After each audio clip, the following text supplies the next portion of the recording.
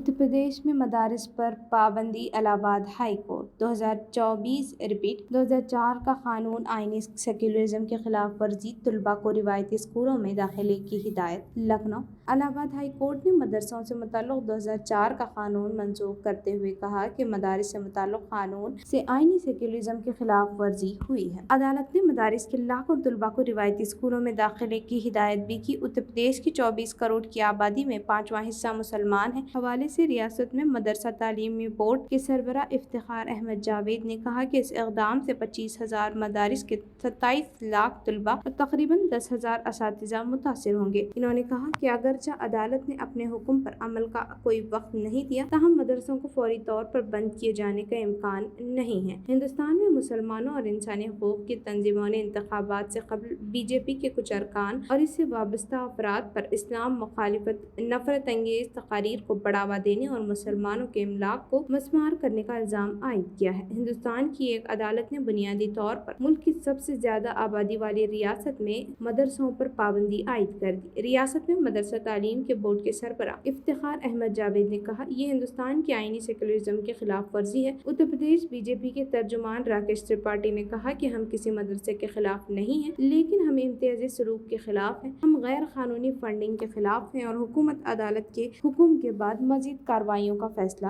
करेगी।